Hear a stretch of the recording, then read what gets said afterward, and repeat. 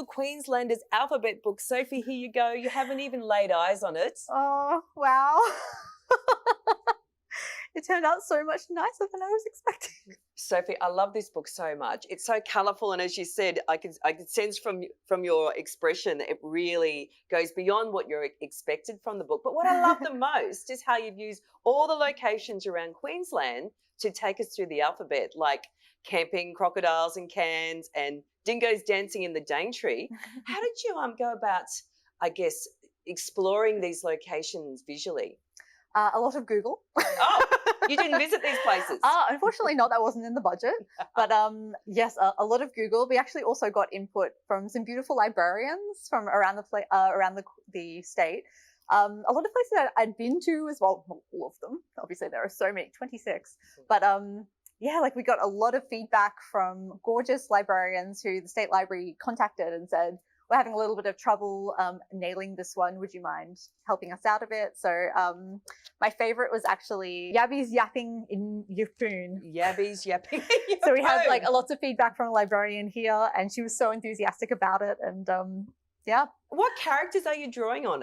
Are you drawing on friends and relatives and people that you know to create these characters? So it was sort of, I let the text dictate it. So I wanted to obviously bring color and humor and levity into each spread. So I kind of like thought about a character who would be playful in that situation and tried to make it a bit funny for kids. And yeah, I've ended up with so many Australian animals and animals that are actually native to Queensland, which is like, we try to do that.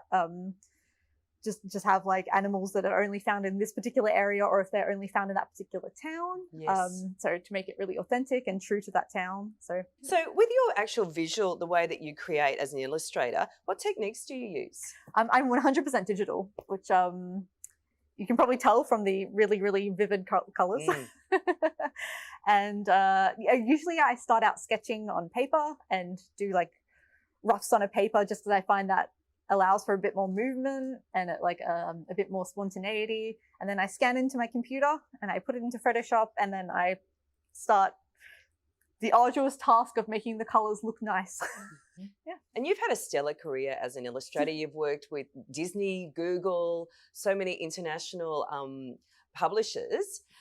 Like, what inspired you at the start to get into illustration? So, I went to uni for law, hilariously enough. So I was working at a law firm and I really didn't like it, and always just like doodling on the side. And at one point I was actually drawing on like a legal document, and my boss came up to me and he's like, "You're in the wrong profession." Were you doodling him? Now, there's lots of younger people out there who are reading this book and who I imagine are fantastic artists.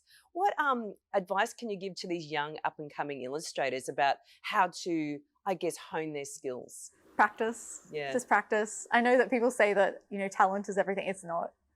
Just practicing gets you so much further than thinking that you're talented or having that little bit of talent.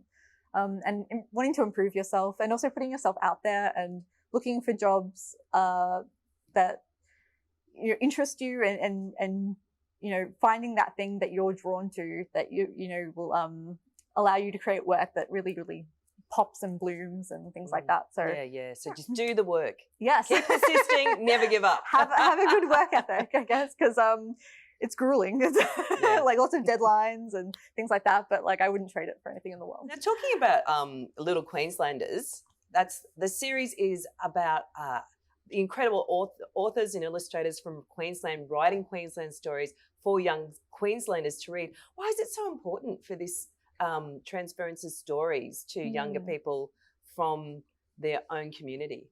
Yeah, it's definitely like representation in children's books is definitely like a paramount thing that I try to envision in all of my books, having that focus on letting kids see themselves in books, having diverse characters, having diverse settings, things like that.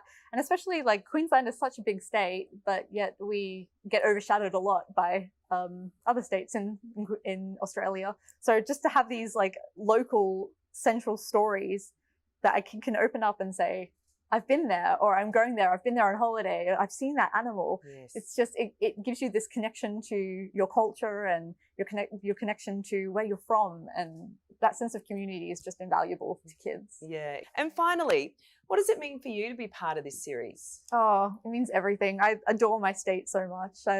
I'm such a proud Queenslander, and to get a chance to display my Queensland and how I see it is so important, because Queensland is such a vibrant, colourful, beautiful place, and so diverse, and just getting a chance to actually display that and saying to everyone, this is why I love my state, and this is why it is like one of the most beautiful, diverse places in Australia, is just really, really touching and lovely. So. That's great. Well, thank you. It's so great to meet you, and thank you so much. And again, congratulations on this fantastic book. And get into your library very soon and get yourself a copy, because these are being rolled out through the state. But again, thanks so much, Sophie. No well worries. done.